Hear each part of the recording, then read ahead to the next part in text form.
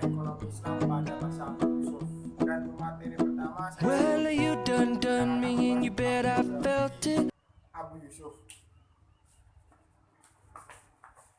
Biografi Abu Yusuf. Nama lengkap beliau adalah Yakub bin Ibrahim bin Habib bin Hunais bin Sa'ad al-Ash'ari al-Jalbi al-Kufi al-Baghdadi.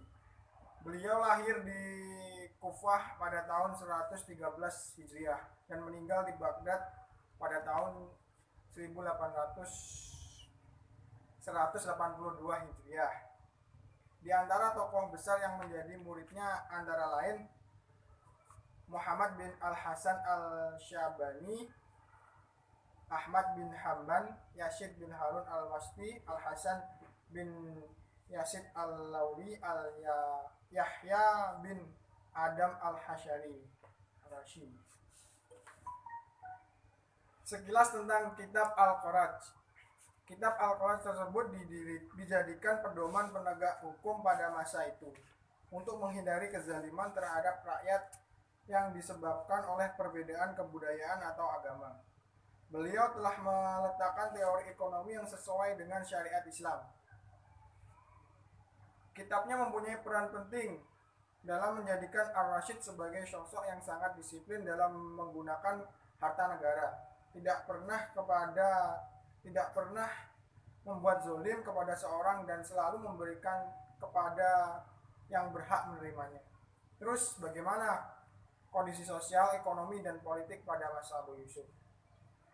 Ya, ini kondisi sosial pada Abu Yusuf. Menurut William Munir, Abu Yusuf lahir pada transisi dua zaman khalifah dalam Islam, yaitu pada akhir kekuasaan Bani Umayyah dan kekuasaan Abbasiyah. Secara historis, dinasti Abbasiyah eksis setelah munculnya berbagai pemberontakan yang dilakukan oleh keturunan Al-Abbas dan para penentang lainnya terhadap kekuasaan Bani Umayyah di Damaskus. Yang kedua yaitu kondisi ekonomi pada Abu Yusuf. Pada masa ini adalah masa peralihan dari pemerintahan Umayyah yang berkesan keras ke arah pemerintahan Abbasiyah yang lembut dan makmur. Kemakmuran tersebut dibuktikan dengan meningkatnya kesejahteraan negara dan rakyat, terutama pemerintahan Harun al-Rasyid. Beliau memajukan perekonomian, perdagangan, dan pertanian dalam sistem irigasi. Kemajuan pada sektor-sektor ini menjadikan Baghdad, ibu kota pemerintahan Bani Abbasiyah, sebagai pusat perdagangan terbesar dan teramai di dunia. Pada saat itu, dengan pertukaran barang-barang dan valuta dari berbagai penjuru, negara memperoleh pemasukan yang besar dari perdagangan tersebut. Ditambah pula perolehan dari pajak perdagangan dan pajak penghasilan bumi. Yang ketiga adalah kondisi politik pada masa Abu Yusuf. Pada masa Harun al-Rasyid inilah Abu Yusuf mencapai puncak kejayaannya dalam jabatan kenegaraan karena beliau menjabat sebagai Qidi al-Qudat, yaitu ketua majelis para hakim. Zaman kekhalifahan Harun al-Rasyid merupakan puncak kegemilangan pemerintahan Abbasiyah, atau bisa juga dikatakan sebagai zaman paling gemilang dalam sejarah Islam. Pemikiran Abu Yusuf tentang ekonomi. Yang pertama yaitu negara dan aktivitas ekonomi, yang kedua mekanisme harga, yang ketiga teori perpajakan, dan yang keempat pajak tanah. Selanjutnya yaitu teori perpajakan. Dalam hal perpajakan, Abu Yusuf telah melakukan prinsip-prinsip yang jelas yang beradab-adab, kemudian dikenal oleh para ahli ekonomi sebagai canon of taxation. Yang kemudian yaitu pajak tanah. Pajak tanah di sini dibagi menjadi dua, yaitu pajak kharaj dan pajak usyur. Pajak kharaj itu Abu Yusuf berpendapat bahwa tarif pajak atas tanah kharaj itu harus ditetapkan berdasarkan prinsip bagi hasil. Nabi Muhammad SAW menaklukkan Khaybar dengan kekuatan.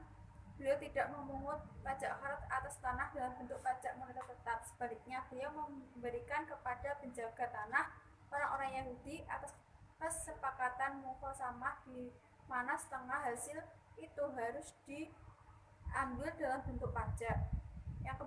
Selanjutnya pajak usyur. Pajak usyur adalah pajak lahan dengan tarif pajaknya sebagai 1/10 atau setengah dari itu, 1/20 tergantung pada keadaan tanah dan irigasi. Mekanisme harga. Abu Yusuf tercatat sebagai ulama terawal yang mulai menyinggung mekanisme pasar. Fenomena yang terjadi pada masa Abu Yusuf adalah ketika terjadi kelangkaan barang maka harga cenderung akan tinggi dan sebaliknya. Hukum penawaran diformulasikan sebagai berikut. S sama dengan I sama dengan F kali P. Negara dan aktivitas ekonomi. Dalam pandangan Abu Yusuf, tugas utama penguasa adalah mewujudkan serta menjamin kesejahteraan rakyatnya. Pemikiran Abu Yusuf yang berkaitan dengan pengadaan barang-barang publik tersebut jelas menyatakan bahwa proyek irigasi di sungai-sungai besar dimanfaatkan untuk kepentingan umum dan harus dibiayai oleh negara. Yang selanjutnya, karya yang dihasilkan oleh Abu Yusuf. Yang pertama ada Kitab Al-Asar, yang kedua Kitab Ar-Rad, Al-Syar, Al-Auza'i, dan yang ketiga Kitab Ikhtilaf Abi Hanifah wa Ibn Abi Laila, dan yang keempat Kitab Al-Haraj. Kitab Al-Haraj kitab ini merupakan pekerjaan yang sangat penting bagi Abu Yusuf. Beliau menulis kitab ini ketika beliau melayani sebagai kepala keadilan pada pemerintahan dari Caliph Harun. Pengenalan buku ini menunjukkan bahwa Abu Yusuf menulis karya tulis ini dalam menanggapi pertanyaan tentang keadaan ajaran religius yang berurusan dengan masalah pajak, administrasi negara, hukum kriminal, dan lain-lain yang terkait dengan itu. Kitab Al-Asar. Di dalam kitab ini dimuat hadis yang diriwayatkan dari ayah dan gurunya.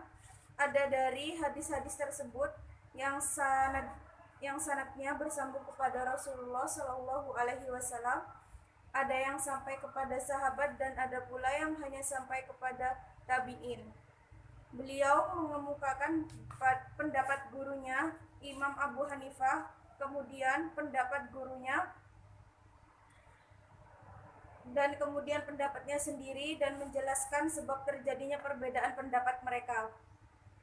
Kitab Ikhtilaf Abi Hanifah wa Ibn Abi Laila, di dalamnya dikemukakan pendapat Imam Abu Hanifah dan Ibn Ali Laila serta perbedaan pendapat mereka, dalil-dalil nas dan logika Imam Abu Hanifah juga dibuat dengan terperinci. Dan yang terakhir, Kitab Ar-Rad ala Syar Al-Auza'i. Kitab ini memuat perbedaan pendapat dengan pendapat Abdurrahman Al-Auza'i tentang masalah perang dan jihad, termasuk bantahannya terhadap pendapat Al-Auza'i.